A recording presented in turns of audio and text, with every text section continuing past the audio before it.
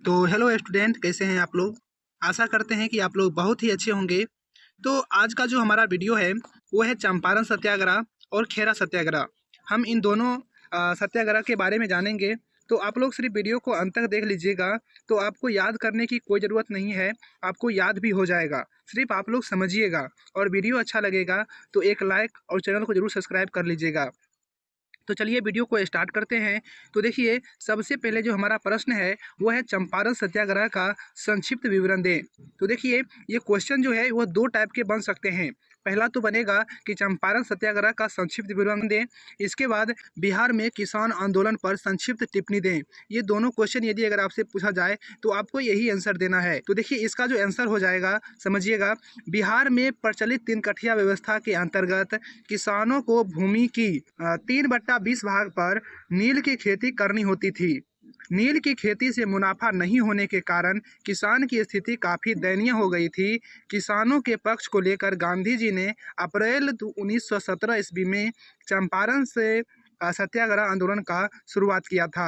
तो देखिए, जो हमारा चंपारण जिला है, मान लेते हैं कि ये चंपारण जिला है। यहाँ के जो किसान थे, ठीक है, उनको ये कहा गया था अंग्रेजों द्वारा कि आप यानी कि 20 कट्ठा यदि अगर आपके पास खेत है तो उसमें आपको 3 कट्ठा पर नील की खेती करनी होगी। और नील की खेती से किसानों को अधिक मुनाफा भी नहीं होता था और प्लस में ज़मीन भी बंजर हो जाती थी। तो जब यानी कि किसानों की स्थिति दयनीय हो गई थी, तब आपको एक व्यक्ति का नाम याद रखना है, राजकुमार शुक्ल। उनका नाम क्या था? तो राजकुमार शुक्ल नाम था। उन्होंने लखनऊ अधिवेशन यानी कि जब 1 साल पहले, ये देखिए चंपारण सत्याग्रह कब हुआ? तो 1917 में हुआ था। उससे 1 साल पहले यानी कि 1916 में लखनऊ अधिवेशन हुआ था, जो लखनऊ में हुआ था, ठीक है, 1916 में। और इस अधिवेशन में जो थे वो महात्मा गांधी आए हुए थे। तो यानी जो राजकुमार शुक्ल जो थे वो यानी कि महात्मा गांधी से मुलाकात किए और चंपारण के किसानों की स्थिति महात्मा गांधी से कही और उन्हें चंपारण आने के लिए आमंत्रित भी किया। और महात्मा गांधी ने उनका आमंत्रण स्वीकार किया और उसके 1 साल बाद, ठीक है, अप्रैल 1917 में चंपारण में आकर वहाँ पर सत्याग्रह आंदोलन शुरू किया। बाद में अंग्रेजों को यह प्रणाली हटानी पड़ी और इसमें महात्मा गांधी की विजय हुई। तो इसी को चंपारण सत्याग्रह कहा जाता है। आप लोग को याद हो गया होगा। तो देखिए, आपको इसमें यानी अगर मान लीजिए मेन पॉइंट भी अगर याद है तो आप लोग को पूरा नंबर मिलेगा। आपको याद रखना है कि चंपारण सत्याग्रह क्यों हुआ था। तो याद रखिएगा कि चंपारण में 3 कठिया प्रणाली थी। इसमें कहा गया था कि किसान को कि यदि अगर आपके पास 20 कट्ठा ज़मीन है तो आप उसमें 3 कट्ठा ज़मीन पर नील की खेती कीजिएगा। और नील की खेती करने से क्या होता है, उतना ज़्यादा मुनाफा भी नहीं होता था और प्लस में ज़मीन भी बंजर हो जाती थी।